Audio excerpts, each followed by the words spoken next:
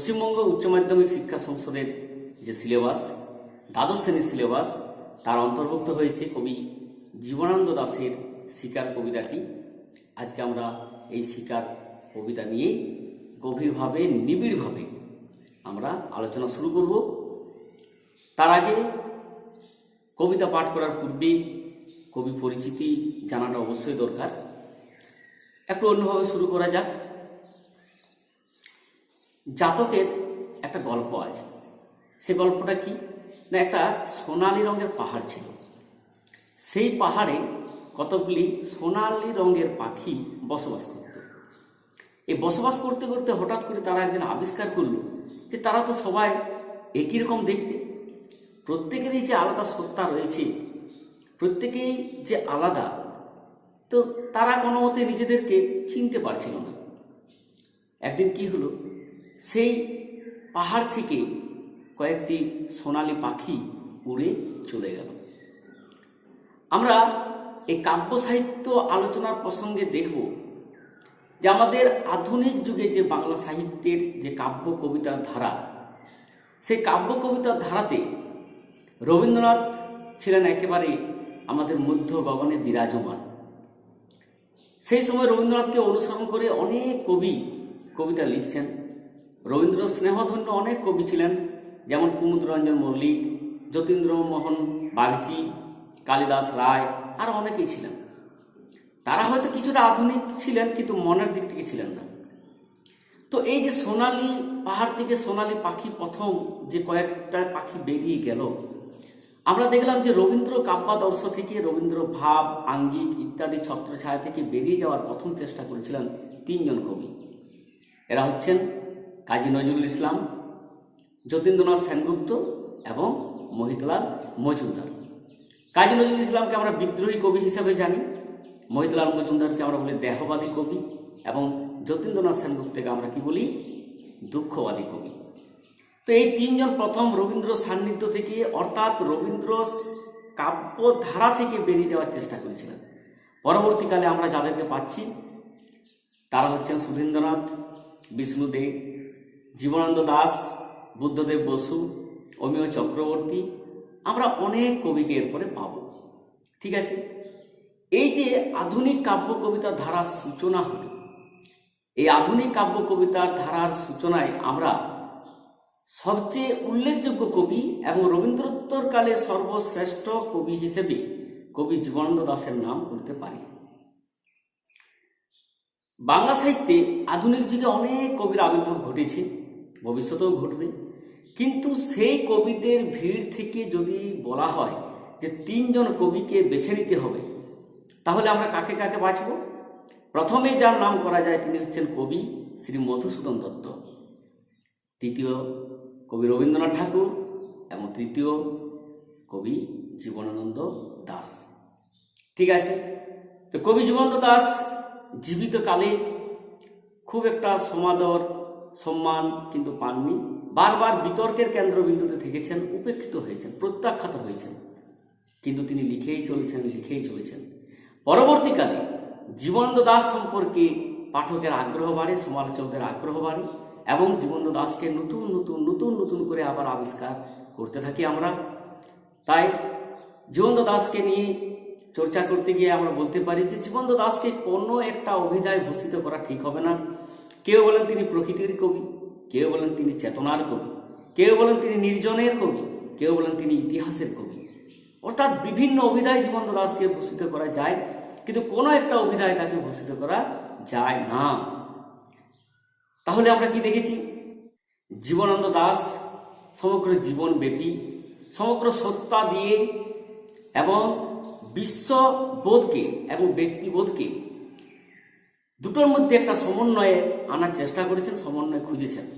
অর্থাৎ আমরা বলতে পারি যে জীবনানন্দের পথ চলাতেই আনন্দ। বিশ্বের সমস্ত রূপ মাধুরীকে তিনি তার কাব্য কবিতায় স্থান দিয়েছেন। সেই জন্য আমরা পরবর্তীকালে কি দেখছি যে কবি রবীন্দ্রনাথ ঠাকুর জীবনানন্দ দাশকে কি বলেছেন? চিত্র রূপময় কবি। অর্থাৎ আমরা কি জানি, চিত্র অর্থাৎ ছবি কিসে আঁকা হয়? পেন্সিল, কলম, রং, তুলি, বিভিন্ন ক্যানভাসে ছবি আঁকা হয়। কিন্তু শব্দ দিয়ে যে ছবি আঁকা যায় এটি প্রথম আমরা জীবন্ত দাসের কাব্য কবিতা থেকে পাচ্ছি। এক একটি শব্দ এমনভাবে তিনি যুক্ত করছেন, এমনভাবে সাজাচ্ছেন, মনে হচ্ছে আমরা ছবি দেখতে পাচ্ছি। এই বিষয়টা হচ্ছে চিত্ররূপময়, অর্থাৎ শব্দ দিয়েও ছবি আঁকা যায়। কবি জীবন্ত দাসের কবিতা থেকে আমরা এটা দেখতে পেলাম। যাই হোক, জীবন্ত দাসকে বলার মতো অনেক বিস্তারিত বিষয় রয়েছে। স্বল্প পরিসরে তাকে কোনো একটা অভিধায় ছোট্ট করে কোনো একটা বিষয়ে আলোচনা করলেই তার আলোচনা শেষ হয়ে যায়নি। জীবন্ত দাসকে জানতে হলে, জীবন্ত দাসকে বুঝতে হলে তার সৃষ্টি সম্পর্কে আমাদেরকে জানতে হবে। যাই হোক, আমরা আমাদের এখানে যে আলোচনার বিষয় দ্বাদশ শ্রেণীর পঠনীয় যে কবিতা শিকার, সেই শিকার কবিতা আলোচনার প্রসঙ্গে যেটুকু প্রয়োজন আমরা বললাম। সংক্ষেপে একটু কবি জীবনী সম্পর্কে জেনে নেওয়া যাক। কবি জীবন্ত দাস 1899 খ্রিস্টাব্দে বরিশালে জন্মগ্রহণ করেন, বর্তমানে বাংলাদেশ। পিতা ছিলেন সত্যানন্দ দাস এবং মাতা কুসুম কুমারী দেবী। আমাদের দেশে হবে সেই ছেলে কবে, কথায় না বড় হয়ে কাজে বড় হবে। ছোটবেলায় এই কবিতাটি অনেকেই পড়েছ, আমরাও পড়েছি। এই কবিতাটি রচয়িত্রী হচ্ছেন কে? কুসুম কুমারী দাস, কবি জীবনানন্দ দাশের মা। তাহলে একটা এই সাহিত্য পরিবেশে, এত সুন্দর একটা পরিবেশে কবির বড় হয়ে ওঠা, প্রথম শিক্ষা তো মায়ের কাছ থেকেই। যাই হোক, শিক্ষা হচ্ছে ব্রজমোহন স্কুল, বরিশাল। 1915 খ্রিস্টাব্দে তিনি মেট্রিক পাস করেন, ব্রজমোহন কলেজে ভর্তি হন, প্রথম বিভাগে আয়ে পাস করেন। এরপর তিনি প্রেসিডেন্সি কলেজে ভর্তি হলেন, কলকাতা প্রেসিডেন্সি কলেজ, এবং ইংরেজি সাহিত্যে অনার্স নিয়ে বি পাস করেন। 1921 খ্রিস্টাব্দে কলকাতা বিশ্ববিদ্যালয় থেকে এমএ পাস করেন। সেই সঙ্গে আইনের পাঠও সমাপ্ত করেন। এবার কর্মজীবন শুরু হচ্ছে। 1922 খ্রিস্টাব্দে সিটি কলেজে অধ্যাপনা শুরু। তারপর আমরা চলে যাচ্ছি খুলনা বাগেরহাট কলেজে, যেখানে কিছুদিন কবি জীবন্ত দাস অধ্যাপনা করেছিলেন। তারপর দিল্লির রাম জস কলেজ, এরপরে 1935 খ্রিস্টাব্দে বিএম কলেজ, এখানে অধ্যাপনা করেছেন। 1950 খ্রিস্টাব্দে খড়গপুর কলেজ, বরিশা কলেজ, তারপরে বরিশা কলেজ, তারপরে হাওড়া গার্লস কলেজ, এখানে বিভাগীয় প্রধানও হন।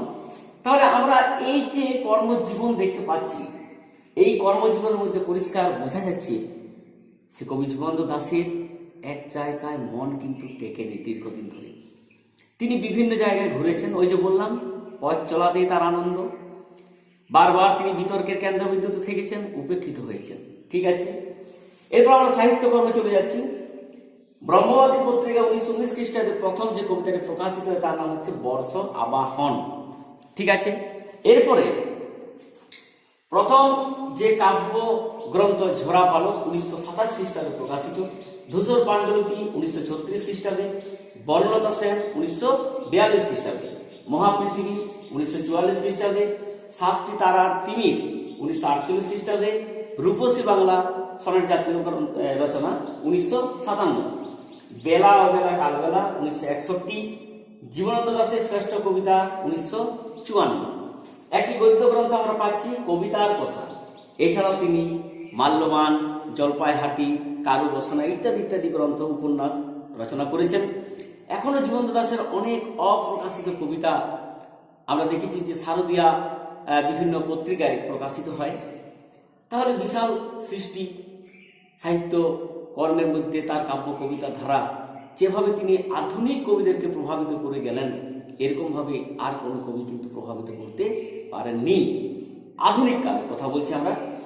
তো আমরা দেখছি এরপরে কবি জীবন্ত দাস 1954 খ্রিস্টাব্দে অন্যমনস্ক অবস্থায় ট্রাম লাইন পার হচ্ছিলেন, সেখানে দুর্ঘটনায় তিনি জখম হন, হাসপাতালে ভর্তি করা হয় এবং শেষ নিঃশ্বাস ত্যাগ করেন 1954 সালে। জীবিত অবস্থায় কোনো সম্মান, কোনো পুরস্কার তিনি পাননি। পরবর্তীকালে ভারত সরকার দ্বারা তিনি পেলেন সাহিত্য একাডেমি বা সাহিত্য একাডেমি পুরস্কার। তাহলে জীবন্ত দাসকে আমরা স্বল্প পরিসরে এখানে তুলে ধরার চেষ্টা করলাম। এরপর আমরা পরবর্তী বিষয়গুলিতে আস্তে আস্তে এগিয়ে যাব। এরপর আমরা শিকার কবিতাটির উৎস সম্পর্কে আলোচনা করব। তো উৎস হচ্ছে কি, বুদ্ধদেব বসু সম্পাদিত কবিতা নামে একটি পত্রিকা প্রকাশিত হতো। সেই কবিতা পত্রিকা 1343 বঙ্গাব্দের আশ্বিন সংখ্যায় জীবনানন্দ দাশের এই শিকার কবিতাটি প্রথম প্রকাশিত হয়। পরবর্তীকালে আমরা দেখছি এই কবিতাটি মহাপৃথিবী কাব্যগ্রন্থের অন্তর্ভুক্ত হয়েছে এবং অনেকেই বলেন যে বেঙ্গল পাবলিশার্স থেকে প্রকাশিত বনলতা সেন কাব্যগ্রন্থ কবিতাটি পাওয়া যায়। 3. পূর্বকথা। আমরা আজকে যে কবিতাটি পাঠ করব বা পড়ব বা বিশ্লেষণ করব, এই কবিতার পূর্বেই কিন্তু ক্যাম্পে নামে একটি কবিতা কবি জীবনানন্দ দাশ লিখেছিলেন। সেই ক্যাম্পে কবিতা লেখার জন্য তিনি অশ্লীলতা দোষে দুষ্ট হয়েছিলেন। কারণ ক্যাম্পে কবিতার মধ্যে এমন কিছু বিষয় ছিল যে বিষয়গুলির জন্য সমালোচিত হতে হয়েছিল। পরবর্তীকালে আমরা দেখেছি কবি জীবনানন্দ দাশ সেই কবিতার যে মূল ভাব বা তার যে কৈফিয়ত দেওয়ার জন্য তিনি কলম ধরেছিলেন, যেটা আমাদের কাব্য সাহিত্যের ইতিহাসে একটা ব্যতিক্রমী ঘটনা বলা যায়। কেননা কবিরা কবিতা লেখেন, মনের অনুভূতি প্রকাশ করেন, জীব জগতের যে রহস্য বৈচিত্র্যকে পাঠকের সামনে তুলে ধরেন। সেই কবিতার অর্থ বুঝিয়ে দেওয়া, তার তাৎপর্য বিশ্লেষণ করে দেওয়ার দায়িত্ব কিন্তু কবিদের নয়, পুরোপুরি দায়িত্ব পাঠকের। পাঠক যেভাবে নেয় সেভাবেই নিতে পারে। কিন্তু আমরা দেখলাম এত সমালোচিত হওয়ার কারণে কবি জীবনানন্দ দাশ তার প্রত্যুত্তর দিয়েছিলেন। তো যাই হোক, এই যে পূর্বকথা প্রসঙ্গে বললাম ক্যাম্পে কবিতা, এটি পরিচয় পত্রিকা 1932 সালে প্রকাশিত হয়েছিল। পরিচয় পত্রিকা, সেখানে ক্যাম্পে কবিতাটি প্রকাশিত হয়। তো সেখানে আমি একটু ছোট্ট করে দুটো লাইন তুলে ধরছি এখানে। হরিণের মাংস হাড় স্বাদ তৃপ্তি নিয়ে এলো যাহাদের বিষে, বসন্তের জ্যোৎস্নায় ওই মৃত মৃগদের মতো আমরা সবাই। মৃত মৃগদের মতো আমরা সবাই। সেই জন্য পরে আমরা রেখেছি ভাব বস্তু, অর্থাৎ কবিতাটির মূল ভাব কি, এক কথায় আমরা কি বলবো, এই জীব জগৎ এবং প্রকৃতির মধ্যে প্রত্যেকটি প্রাণী কিন্তু জন্মগ্রহণ করেন এবং সময়ের সঙ্গে সঙ্গে মরে যান, এবং মনুষ্যতর প্রাণী তারাও কিন্তু সময়ের সঙ্গে সঙ্গে এই পৃথিবীতে আসে এবং চলে যায়। কিন্তু আমরা দেখেছি যে তবু প্রাণের বিকাশের জন্য এবং নিজেদের অস্তিত্ব টিকিয়ে রাখার জন্য বিভিন্ন প্রতিকূলতার মধ্য দিয়ে মানুষ কি হয়, তৎপর হয়ে ওঠে। এর মাঝে আমরা কি দেখেছি, লোভ, লালসা এবং হত্যা করার বাসনা, পাশবিক প্রবৃত্তি নিয়ে কিছু মানুষ এই প্রকৃতির সন্তান কিছু সহজ সরল নিরীহ জীবের উপরে, মানুষের উপরে কিন্তু অত্যাচার করে এবং আমাদের এই শান্ত শিষ্ট যে সভ্যতা বা সুন্দর যে সভ্যতা তার একটা নগ্ন রূপ ফুটিয়ে তোলে। তো যাই হোক, এখানে আমরা সেই বিষয়টি পাবো। এরপর আমরা চলে যাচ্ছি বিষয় সংক্ষেপ। এখানে আমরা কি দেখবো যে ভোরের বর্ণনা করা হয়েছে, একটা ভোরের দৃশ্য শিকার কবিতায়। শিকার কবিতায় দুটো ভোরের দৃশ্য আমরা পাবো। একটি ভোরে আমরা দেখছি শান্ত শিষ্ট একটা নির্মল প্রকৃতি, সেই নির্মল প্রকৃতির বুকে সারা রাত ধরে একটা হরিণ চিতাবাঘের হাত থেকে বাঁচার জন্য বন থেকে বনান্তরে ছুটে বেড়ায় এবং ভোর হওয়ার সঙ্গে সঙ্গে যখন ভাবে যে বিপদ কেটে গেছে, তারপর শীতল জলে সে নিজের শরীরকে একটা আবেশ দেওয়ার জন্য নেমে পড়ে। কিছুক্ষণের পরে আমরা একটা অদ্ভুত শব্দ শুনতে পাই সেই ভোরবেলাতেই। এই অদ্ভুত শব্দটি কিন্তু একটা শিকারীদের একটা সংকেত। তারা কি করে, এই নিরীহ হরিণটিকে শিকার করে হত্যা করে এবং কিছুক্ষণ পরে আমরা দেখলাম যে আগুন জেলে সেই হরিণের মাংস রান্না করার ব্যবস্থা করা হয়।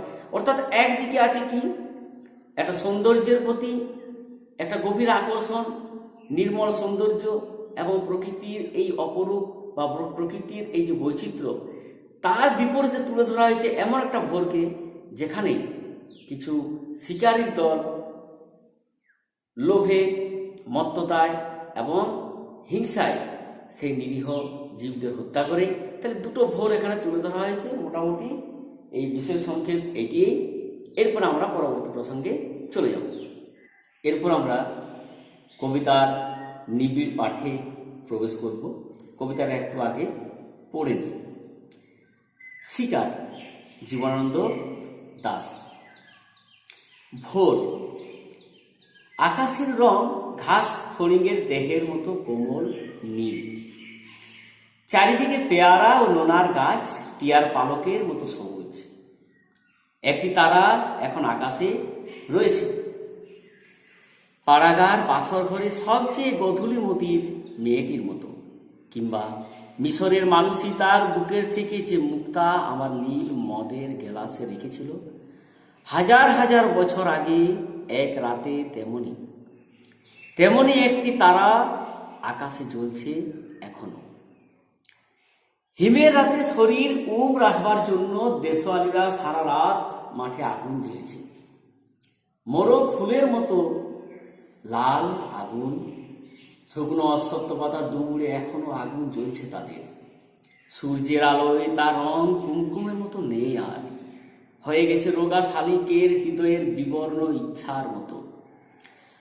সকালের আলোয় টলমল শিশিরে চারিদিকের বন ও আকাশ ময়ূরের সবুজ নীল ডানার মতো ঝিলমিল করছে। ভোর, সারা রাত চিতাবাঘিনীর হাত থেকে নিজেকে বাঁচিয়ে বাঁচিয়ে নক্ষত্রহীন মেহগনির মতো অন্ধকারে সুন্দরীর বন থেকে অর্জুনের বনে ঘুরে ঘুরে সুন্দর বাদামি হরিণ এই ভোরের জন্য অপেক্ষা করছিল। এসেছে সে ভোরের আলোয় নেমে, কচি বাতাবি লেবুর মতো সবুজ সুগন্ধি ঘাস ছিঁড়ে ছিঁড়ে খাচ্ছে। নদীর তীক্ষ্ণ শীতল ঢেউ এসে নামল। ঘুমহীন ক্লান্ত বিহল শরীরটাকে স্রোতের মতো একটা আবেগ দেওয়ার জন্য, অন্ধকারের হিম কুঞ্চিত জরায়ু ছিঁড়ে ভোরের রৌদ্রের মতো একটা বিস্তীর্ণ উল্লাস পাওয়ার জন্য। এই নীল আকাশের নিচে সূর্যের সোনার বর্ষার মতো জেগে ওঠে, সাহসে সাধে সৌন্দর্যে হরিণীর পর হরিণীকে চমক লাগিয়ে দেওয়ার জন্য।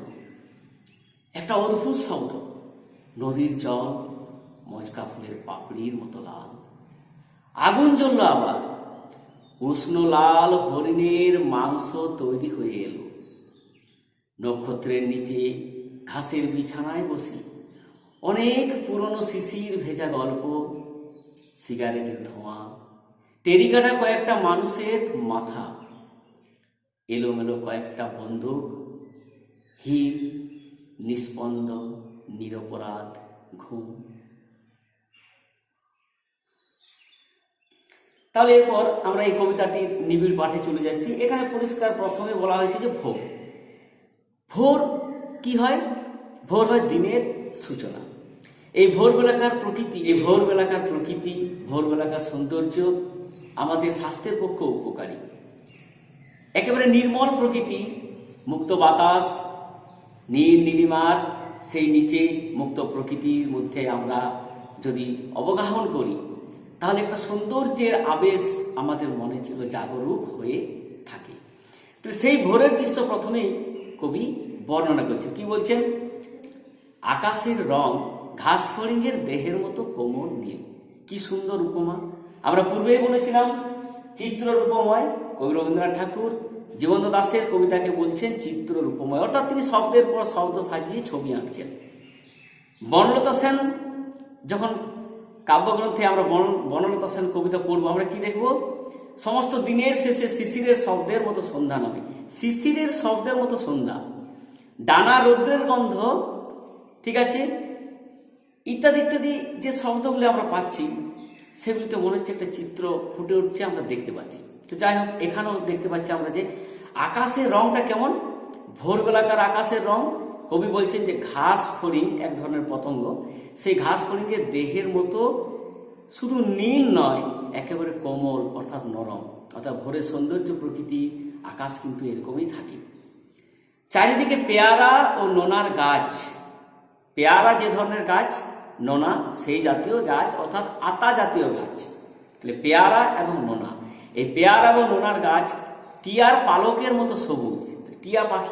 টিয়া পাখির পালক যেমন সবুজ রং হয়, এই আতা এবং নোনা ফল সেই রকমই সবুজ। একটি তারা এখনো রয়েছে। তারা কখন থাকে আকাশে? রাত্রিবেলায়, অর্থাৎ সূর্য যখন অস্ত যায়, তারপর ধীরে ধীরে অন্ধকার নেমে আসে প্রকৃতিতে, তখন আমরা আকাশে সেই তারা নক্ষত্র রাজ্যের আবির্ভাব আমরা দেখতে পাই। কিন্তু কবি বলছেন যে একটি তারা এখনো আকাশে রয়েছে। তাহলে এখনো আকাশে রয়েছে বলার অর্থটা কি? অর্থাৎ ভোর হয়েছে, সূর্য উদিত হবে, চারিদিকে পরিষ্কার হয়ে গেছে, তা সত্ত্বেও কিন্তু সেই তারা এখনো রয়ে গেছে। সেই তারাটি আসলে কি? সুখ তারা। অর্থাৎ এখানে এখনো রয়ে গেছে কথার মধ্যে দিয়ে কবি বলতে চাইছেন যে তার অস্তিত্ব এখানে বুঝিয়ে দিচ্ছে যে আমরা আছি।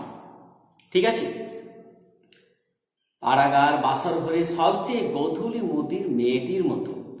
পাড়াগার বাসর ঘরে অর্থাৎ পাড়া গ্রামের যে বাসর ঘরে কি হয়, বর বধূকে সেখানে রাখা হয় রাত্রি যাপনের জন্য, এবং পুরো নারীগণ সেখানে সঙ্গে থাকে, সারা রাত আনন্দ হয়, অনুষ্ঠান হয়, ইত্যাদি ইত্যাদি। কিন্তু সেই পাড়া গ্রামের বাসর ঘরে সবচেয়ে গধূলি মোদির মেয়েটির মতো। গধূলি কোন সময়টা? গোধূলি অর্থাৎ গরু যখন যায়, গরুর পাল যেত আর কি, এখন তো দেখা যায় না এই দৃশ্য। তো সেই গরুর খুরে বা পায়ে যে উত্থিত ধুলা, সেই ধুলাতে কি হয়, সূর্যের রশ্মি পড়ত। তো সেই যে প্রকৃতি বা সেই সময়টাকে বলা হচ্ছে গোধূলি। এই গোধূলিতে কি হয়, আবছা আলো, কিছু আলো কিছু অন্ধকার। এই দৃশ্যটাকে বোঝানোর জন্য সেই গোধূলি মোদির মেয়েটির সঙ্গে তুলনা করা হচ্ছে। কাকে? আকাশের তারাটিকে, অর্থাৎ লজ্জাশীলা সেই বধূটির মতো। ঠিক আছে, সেই সঙ্গে তিনি আবার বলছেন, কিংবা মিশরের মানুষই তার বুকের থেকে যে মুক্তা আমার নীল মদের গেলাসে রেখেছিল। মিশরের মানুষই তার বুকের থেকে যে মুক্তা, মিশর ইজিপ্ট একটা দেশ আফ্রিকা মহাদেশে, ঠিক আছে। তো সেখানে কবি কি করলেন, একটা গ্রামের প্রকৃতি বর্ণনা করতে গিয়ে আকাশের একটি তারার সঙ্গে তুলনা করতে গিয়ে গোধূলি মোদির বাসর ঘরে সে লজ্জাশীলা বধূটির তুলনা করতে গিয়ে উনি চলে গেলেন একেবারে ইতিহাসের প্রেক্ষাপটে। ইতিহাসের প্রেক্ষাপটে অর্থাৎ কোথায়? মিশর।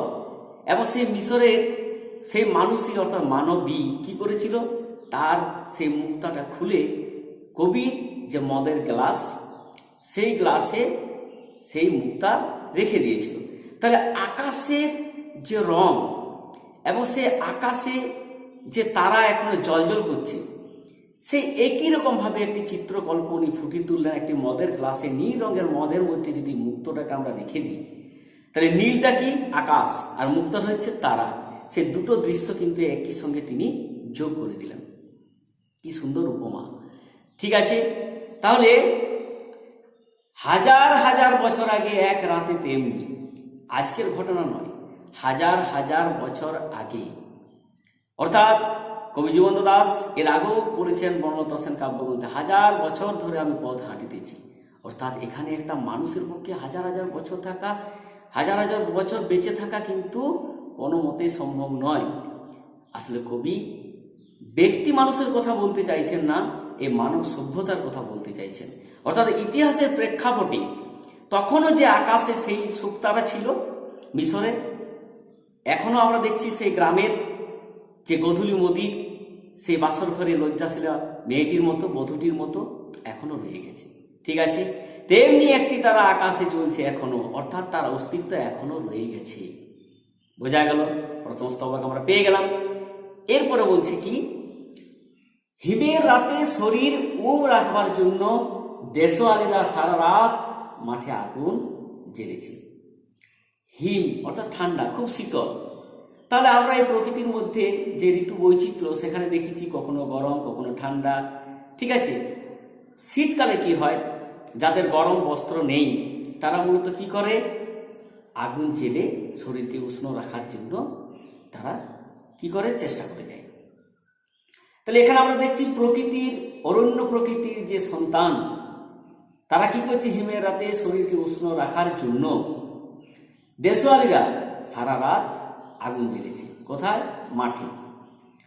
সেই যে আগুন, সেই আগুনের রংটি কেমন না, মোরগ ফুলের মতো লাল আগুন।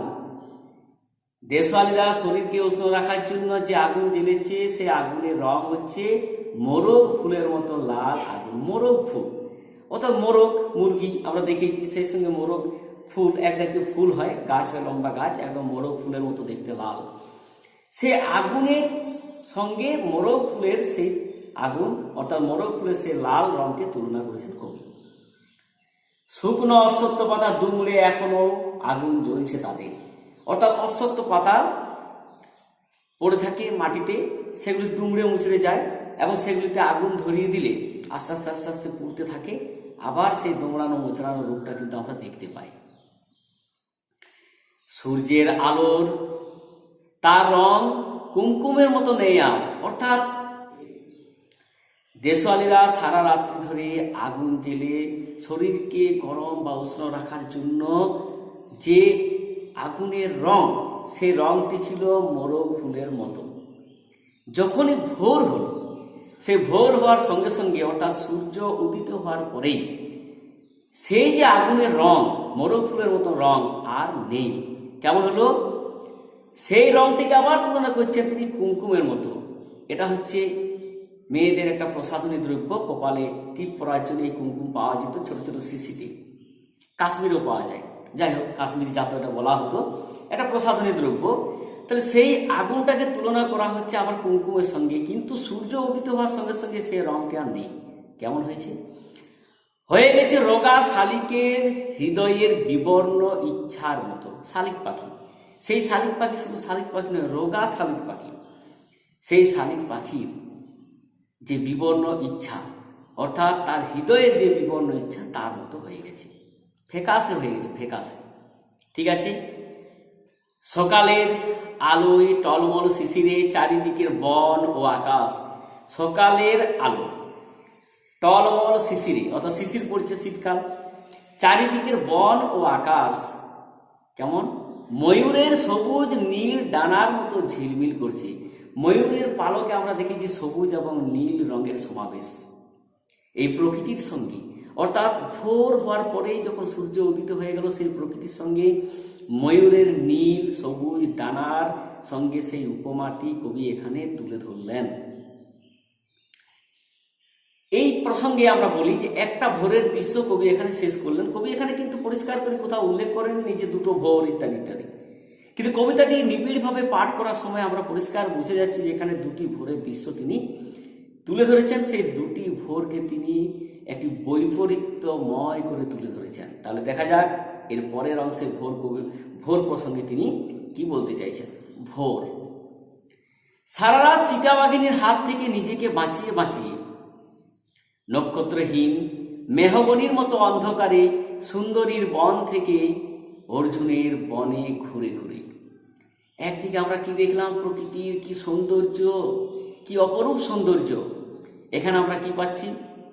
যে সারা রাত একটা চিতাবাঘিনীর হাত থেকে নিজেকে বাঁচানোর জন্য, নিজের অস্তিত্বকে টিকিয়ে রাখার জন্য কি করেছিল? নক্ষত্রহীন মেহগনির মতো অন্ধকারে, অর্থাৎ যেখানে নক্ষত্রের আলো পৌঁছাচ্ছে না, মেহগনির মতো অন্ধকার বলতে এখানে গভীর অন্ধকার, এবং সুন্দরী যে গাছ অর্থাৎ সুন্দরীর বন, সেই সঙ্গে অর্জুন গাছের বন, এই বিভিন্ন জায়গায় সেই চিতাবাঘিনী তাড়া করেছিল। তাকে সুন্দর বাদামি হরিণ এই ভোরের জন্য অপেক্ষা করেছিল। অর্থাৎ একটা হরিণ সেই চিতাবাঘিনীর হাত থেকে বাঁচার জন্য, নিজের অস্তিত্বকে টিকিয়ে রাখার জন্য বন থেকে বনান্তরে সে ছুটে বেড়াচ্ছে এবং ভোরের অপেক্ষা করছে। কারণ অন্ধকার মানে এই যে প্রাসঙ্গিক প্রবৃত্তি, অন্ধকার মানে বিভীষিকা। ভোর হওয়ার সঙ্গে সঙ্গে নিজের অস্তিত্বকে টিকিয়ে রাখার জন্য সে অপেক্ষা করেছিল। এসেছে সে ভোরের আলোয় নেমে, ব্যাস, আর কোনো চিন্তা নেই। চিতাবাঘিনীর হাত থেকে হয়তো সে রক্ষা পেয়ে গেছে, সেই বাদামি হরিণটি কিন্তু তাই ভেবেছে। সেই জন্য সে প্রকাশ্যে বেরিয়ে এলো, বেরিয়ে এসেছে, ভোরের আলোয় সে নেমে এলো। তারপরে কি? কচি বাতাবি লেবুর মতো সবুজ সুগন্ধি ঘাস ছিঁড়ি ছিঁড়ি খাচ্ছে। এই সবুজ সুগন্ধি ঘাসকে তুলনা করা হচ্ছে কচি বাতাবি লেবুর মতো। এই সুগন্ধি বাতাবি লেবুর মতো কচি কচি ঘাসগুলি কেন ছিঁড়ে ছিঁড়ে খাচ্ছে? কারণ সারা রাত ধরে চিতাবাঘিনীর হাত থেকে বাঁচার জন্য সেই হরিণ ক্লান্ত, অবসন্ন এবং ক্ষুধার্ত হয়ে পড়েছে। সেই জন্য সেই এই ঘাস খাচ্ছে। নদীর তীক্ষ্ণ শীতল ঢেউ সে নামলো, খাওয়া হয়ে গেছে। তারপরে সে নদীতে যে তীক্ষ্ণ অর্থাৎ খুব সুচল ধারালো সেই তীক্ষ্ণ শীতল ঢেউ সে নামলো। শীতল জলে নামার কারণটা কি? শীতল জলে স্নান করলে আমাদের সমস্ত ক্লান্তি দূর হয়ে যায়। হরিণেও কিন্তু তাই। সমস্ত রাত সে ক্ষুধার্ত, ক্লান্ত, অবসন্ন হয়ে পড়েছে এবং সেই জন্য সে শীতল জলে নেমে পড়েছে। ঘুমহীন ক্লান্ত বিহল শরীরটাকে স্রোতের মতো একটা আবেশ দেওয়ার জন্য, এখানে আবেগ আছে, এখানে আবেশ অর্থ হয়। তাহলে কেন নেমেছে শীতল জলে? না, ঘুমহীন ক্লান্ত, সারা রাত ঘুমোয়নি, ক্লান্ত বিহল একটা শরীরকে স্রোতের মতো একটা আবেশ দেওয়ার জন্য। স্রোতের মতো আবেশ কেন বলা হচ্ছে? কারণ নদীর যে ঢেউ, নদীর যে স্রোত, সেই স্রোতের মধ্যে আছে একটা গতি, এবং এই হরিণ কি করেছে, তার শরীরটাকে সেই একটা গতি দেওয়ার জন্য, অর্থাৎ প্রাণ প্রবাহকে একটা সুস্থ এবং শান্তভাবে তাকে আবেশ দেওয়ার জন্য কি করলো, নেমে পড়লো সেই তীক্ষ্ণ শীতল জলে। অন্ধকারের হিম কুঞ্চিত জরায়ু ছিঁড়ে ভোরের রৌদ্রের মতো একটা বিস্তীর্ণ উল্লাস পাবার জন্য। আর কিরকম, অন্ধকার যখন থাকে, সে অন্ধকার থেকে আলোতে আসার জন্য মন ছটফট করে সকলেরই। তাহলে এই অন্ধকার থেকে আলোর জন্ম হচ্ছে কুঞ্চিত জরায়ু ছিঁড়ে, জরায়ু অর্থাৎ গর্ভাশয়, যেখান থেকে প্রাণের বিকাশ ঘটে। তাহলে অন্ধকার থেকে আলোর বিকাশ ঘটছে সেই ভোরের যে রৌদ্র, তাহলে সেই ভোরের রৌদ্রে একটা বিস্তীর্ণ উল্লাস পাওয়ার জন্য, অর্থাৎ সেই হরিণ তীক্ষ্ণ শীতল জলে নেমেছে, সে নিজেকে বাঁচিয়ে রেখেছে সারা রাত চিতাবাঘিনীর হাত থেকে। ঠিক আছে, এই নীল আকাশের নিচে সূর্যের সোনার বর্ষার মতো জেগে ওঠে সাহসে, সাধে, সৌন্দর্যে হরিণীর পর হরিণীকে চমক লাগিয়ে দেবার জন্য। কি সুন্দর উপমা! আরেকটি তিনি উপমার সাহায্যে বোঝাতে চাইছেন যে কেন জলে নেমেছে এই হরিণটি।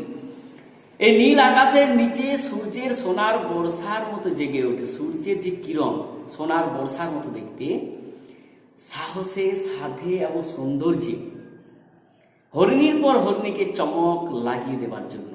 এই কারণে হরিণের একটা উল্লাস জেগেছে মনে, অর্থাৎ এরপর সে চমকে দেবে সমস্ত হরিণীদেরকে, একটা আনন্দে সে মশগুল হয়ে উঠবে। হরিণীর পর হরিণীকে চমকে দেওয়ার জন্য এই হরিণ আনন্দে উল্লাসে মেতে উঠতে চায়।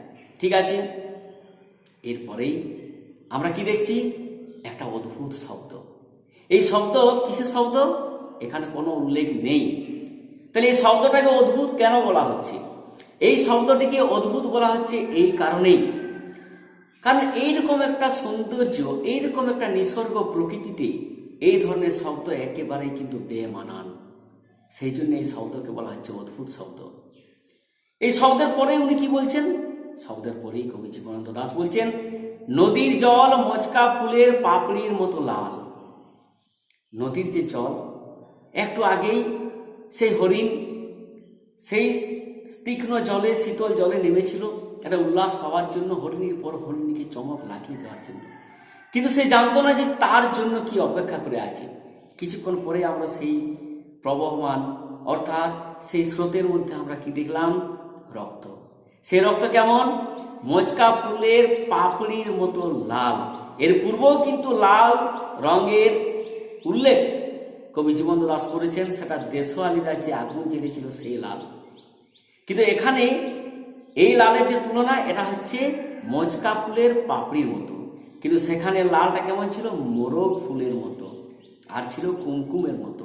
কিন্তু এখানে যে লাল, সেটা হচ্ছে মচকা ফুলের পাপড়ির মতো লাল। তাহলে এই সুন্দর পরিবেশে একটা অদ্ভুত শব্দের মধ্যে আমরা দেখলাম যে মানুষের লোভ, মানুষের হিংসা, শিকারীর দল প্রবেশ করলো এখানে। আগুন জ্বললো আবার, আগে আগুন জ্বলেছিল দেশওয়ালিরা শরীরকে উষ্ণ রাখার জন্য, এখানে বলছে আগুন জ্বললো আবার, সেই জন্য আবার শব্দটি ব্যবহার করা হয়েছে। উষ্ণ লাল হরিণের মাংস তৈরি হয়ে এলো, সেখানে প্রাণের অস্তিত্বকে টিকিয়ে রাখার জন্য, শীতের হাত থেকে রক্ষা পাওয়ার জন্য দেশওয়ালিরা আগুন জ্বেলেছিল। আর এখানে মানুষ তার হিংসার দ্বারা তাদের পাশবিক প্রবৃত্তিকে, নাগরিক সভ্যতার নগ্ন রূপকে ফুটিয়ে তোলার জন্য একটা নিরীহ হরিণকে হত্যা করে তার মাংস রান্না করে এখানে তারা আনন্দে বসে সেই মাংস ভক্ষণ করতে থাকবে। নক্ষত্রের নিচে ঘাসের বিছানায় বসে, অনেক পুরনো শিশির ভেজা গল্প। এই নক্ষত্রের নিচে বসে, তাহলে সকাল হয়ে গেছে কিন্তু নক্ষত্রের উল্লেখ কবি এখনো করে যাচ্ছেন, অর্থাৎ নক্ষত্র রয়ে যাচ্ছে, তাদের অস্তিত্ব কিন্তু থাকবে। আমাদের নাগরিক সভ্যতার লোভ, জিঘাংসা, তার মাঝেও কিন্তু প্রকৃতির সৌন্দর্য কখনো হারাবে না। তো সেই নক্ষত্রের নিচে ঘাসের বিছানায় বসে, অনেক পুরনো শিশির ভেজা গল্প। কিন্তু এই একটা সুন্দর সৌন্দর্যের মাঝে কি হলো, সিগারেটের ধোঁয়া, টেরিকাটা কয়েকটা মানুষের মাথা, এলোমেলো কয়েকটা বন্দুক, হিম, নিস্পন্দ, নিরপরাধ ঘুম। এইখানে কবি কিন্তু বন্দুকের উল্লেখ করেছেন। প্রথমে অদ্ভুত শব্দ বলেছেন, পরবর্তীকালে তিনি বুঝিয়ে দিলেন যে কয়েকটি বন্দুক এদের সঙ্গে আছে। তাহলে এই বন্দুকের সাহায্যে একটা হরিণ, প্রাণবন্ত একটা হরিণকে কি করলো? এই বন্দুকের সাহায্যে, বন্দুকের গুলির সাহায্যে প্রাণবন্ত একটা হরিণকে, নিরপরাধ হরিণকে চিরদিনের জন্য ঘুম পাড়িয়ে দেওয়া হলো। সে আর কখনো এখানে ফিরবে না। অর্থাৎ তার ইচ্ছা, তার স্বপ্ন, তার স্বাদ, তার সৌন্দর্য কোথায় হারিয়ে গেল। একটু আগেই সে স্বপ্ন দেখছিল যে হরিণীর পর হরিণীকে সে কাঁপিয়ে দেবে, চমকে দেবে, তাই তো? কিন্তু এখানে আমরা কি দেখলাম? যে নিস্পন্দ নিরপরাধ ঘুমের দেশে কয়েকটি মানুষের সেই লোভ এবং হিংসার বলি হলো আমাদের এই বাদামি হরিণটি। তাহলে আশা করছি বোঝা গেল কবিতাটির নিবিড় পাঠ। এর পরবর্তীকালে আরও অনেক বিষয়ে আলোচনা করা যায়, সেগুলো নিশ্চয়ই আলোচনা করব, একটু অপেক্ষা করব। মহাপৃথিবী কাব্যগ্রন্থের অন্তর্গত এই শিকার কবিতায় কবি জীবনানন্দ দাশ যে রচনা শৈলী নির্মাণ করেছেন তা একেবারে ভিন্নতর। এখানে উপমা, ব্যঞ্জনা এবং চিত্রকল্প সৃষ্টির সাহায্যে তিনি কবিতাটিকে বিশেষভাবে রূপ দিতে চেয়েছেন। আমরা এখানে প্রথমে যে প্রথম ভোর, সেই ভোরের দৃশ্য বর্ণনা প্রসঙ্গে কয়েকটি উপমা এবং চিত্রকল্পের কথা এখানে তুলে ধরছি। প্রথমে এগুলো মনে রাখতে হবে, প্রত্যেককে মনে রাখতে হবে, কিন্তু না হয় সেই আগুনের রং কোন দিকে কে যাচ্ছে ভুলে যাওয়া যায়। তা না হলে অনেক সময় ভুলে যাই আমরা। সেই জন্যে এই প্রথম ভোর এবং দ্বিতীয় ভোর আলাদাভাবে একটি তালিকা করে প্রথম ভোরে আমরা কি কি চিত্রকল্প, ব্যঞ্জনা ইত্যাদি পাচ্ছি উল্লেখ করব, এবং দ্বিতীয় ভোরে কি কি পাচ্ছি সেটাও উল্লেখ করব। তাহলে প্রথম ভোরে আমরা প্রথমে দেখছি যে আকাশের রং। এই আকাশের রংকে তুলনা করা হয়েছে ঘাস ফড়িংয়ের দেহের মতো কোমল নীল রং, ঠিক আছে? তারপরে পেয়ারা এবং নোনার গাছ, এই পেয়ারা এবং নোনার গাছকে তুলনা করা হয়েছে তার যে সবুজ অংশটি বা সবুজ রংটি, তাকে তুলনা করেছে টিয়ার পালকের মতো সবুজ।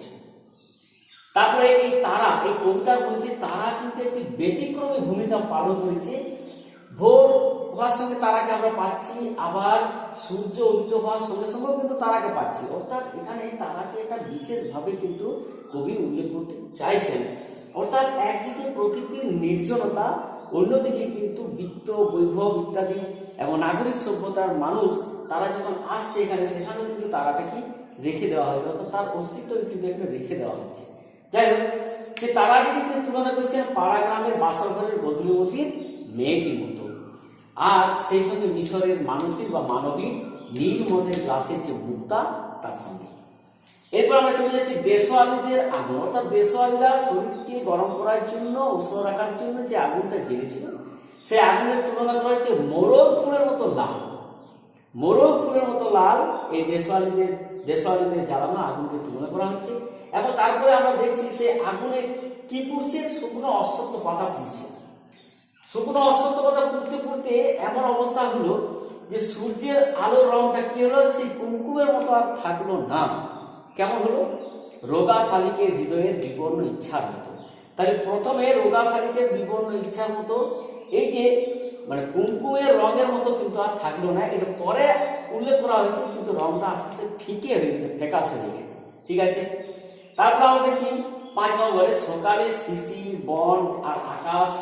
এই শিশির, বন এবং আকাশ সকালের আলোতে তুলনা করা হচ্ছে ময়ূরের সবুজ নীল ডানার মতো যে রং, তার সঙ্গে। আমরা দেখতে পাচ্ছি প্রতিটি শব্দের মধ্যে এই প্রকৃতির বর্ণনার মধ্যে যেন একটা ক্যানভাসে কবি জীবনানন্দ দাশ ছবির পর ছবি এঁকে চলেছেন, এবং সেখানে বিভিন্নভাবে উপমা প্রয়োগের সাহায্যে, বিভিন্ন ব্যঞ্জনা সৃষ্টি করে চিত্রকল্পের সাহায্যে তিনি কবিতাটিকে একটি বিশেষ রূপ, একটি বিশেষ মাত্রা দিতে চেয়েছেন। এরপর আমরা দ্বিতীয় ভোর যে প্রসঙ্গ, সেই দ্বিতীয় ভোরে আমরা চলে যাচ্ছি। এখানে অন্ধকার, এই অন্ধকার যে শব্দ আমরা পাচ্ছি দ্বিতীয় ভোর। আচ্ছা, অন্ধকার এখানে মেহগনির মতো, গভীর অন্ধকারকে বোঝানো হয়েছে মেহগনি গাছ দ্বারা।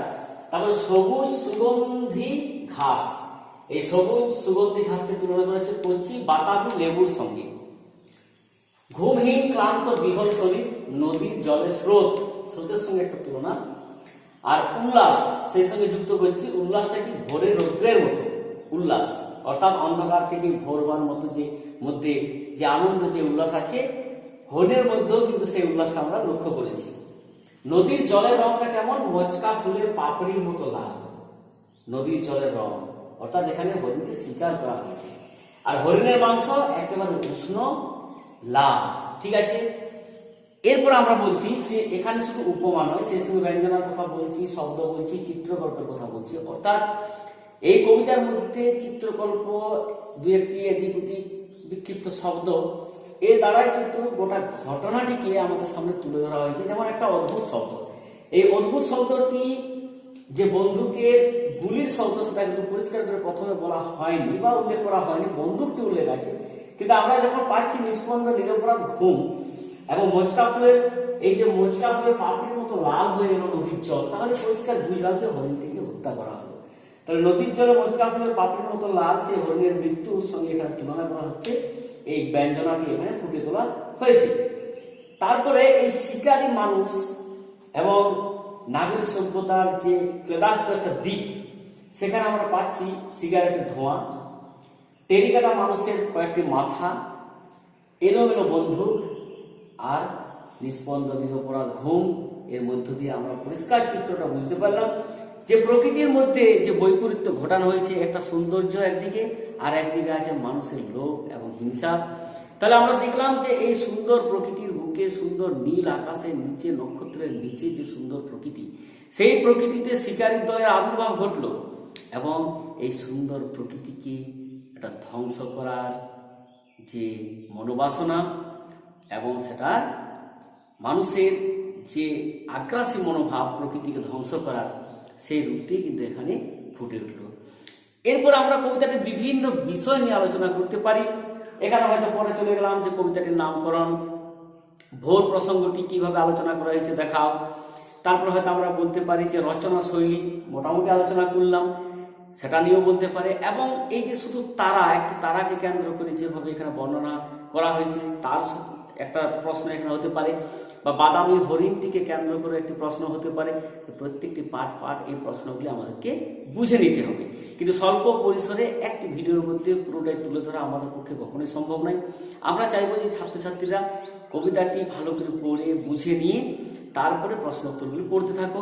এবং আরেকটা বিষয় এখানে উল্লেখ করি যে এখানে দুবার তিনবার করে যে প্রসঙ্গগুলো আসছে, যে লাল মচকা ফুলের পাপড়ির মতো, বা অশ্বত্থের পাতা দুমড়ে মুচড়ে যাচ্ছে, বা কুমকুমের মতো লাল, বা মোরগ ফুলের মতো লাল, এগুলো কি হয় সহজে কিন্তু পরীক্ষার হলে মনে পড়ে না। আমি কিন্তু কবিতা মুখস্থ করার পক্ষে, যদি পুরো কবিতাটি মুখস্থ নাও হয়, তাহলে দেখতে হবে যে কোন কোন জায়গায় সে একই রকম মিল রয়েছে। হয়তো আমি দেখলাম যে এখানে একটা মচকা ফুলের পাপড়ির মতো আছে, সেটা যে দুটো লাইন আছে সেই দুটো লাইন মুখস্থ করলাম, যে নদীর জলের রং মচকা ফুলের পাপড়ির মতো, এটা যেন কখনো না ভুলে যায়। আর যে দেশওয়ালীদের শরীর রাখার জন্য যে আগুন, সেখানে আমরা বলছি মোরগ ফুলের মতো। তাহলে এইটা যেন ভুলে না যায়, সেই জন্য বলছি যে পুরো কবিতাটা মুখস্থ করতে না পারলেও দু চারটা লাইন কিন্তু মুখস্থ করা দরকার। কারণ বড় প্রশ্নের উত্তর যখন তোমরা লিখবে, সেই বড় প্রশ্নের উত্তর লেখার মাঝে মাঝে এই যদি কবিতার লাইন তোমরা দিতে পারো উদ্ধৃতি সহ, তাই কবি বলেছেন দুটো লাইন যদি দিতে, তাহলে তোমার উত্তরটি হবে একেবারে যথাযথ। ঠিক আছে, তাহলে আরো অনেক প্রশ্ন রয়ে গেলো, এমসিকিউর জন্য প্র্যাকটিস করতে হবে। আর 1 নম্বরের প্রশ্ন যে এসএকিউ, সেগুলি কিন্তু প্র্যাকটিস করতে হবে। বড় প্রশ্ন লেখা অভ্যাস করতে হবে। নিজের বাড়িতে পড়াটি পড়ে পড়ে লেখার চেষ্টা করবে এবং নিজে মিলিয়ে দেখবে ঠিকঠাক হচ্ছে কিনা। এবং হ্যাঁ, বানান সম্পর্কে সচেতন থাকতে হবে, বানান যেন কোনো অবস্থাতে ভুল নয়। আর একটু হাতের লেখা পরিষ্কার পরিচ্ছন্ন, এটা তো অবশ্যই দরকার। তাহলে সারা বছর ব্যাপী, সারা বছর ধরে যদি তোমরা প্রস্তুতি নাও, তাহলেই কিন্তু শেষে পরীক্ষার হলে গিয়ে তোমার দক্ষতার পরিচয় তুমি দিতে পারবে, তুমি কতটা প্রস্তুতি নিতে পেরেছো। হঠাৎ করে পরীক্ষার হলে গিয়ে সস্তায় বাজিমাত করে দেবো, এটা সম্ভব নয়। পরিশ্রম করতে হবে বেশি নাম্বার পেতে গেলে, এবং কবি জীবন্ত দাস সম্পর্কে, তার কবিতা সম্পর্কে মূল্যায়ন করতে গেলে, তাকে বুঝতে গেলে অবশ্যই পড়া দরকার। যাই হোক, সকলকে ধন্যবাদ। আশা করছি সকলের ভালো লেগেছে। আমরা পরবর্তীকালে ধীরে ধীরে আবার দ্বাদশ শ্রেণীর গদ্য পদ্য ইত্যাদি যেগুলি আছে সমস্তটা আলোচনায় নিয়ে আসবো। সকলের সঙ্গে থাকো, ভালো থাকো। সকলকে ধন্যবাদ।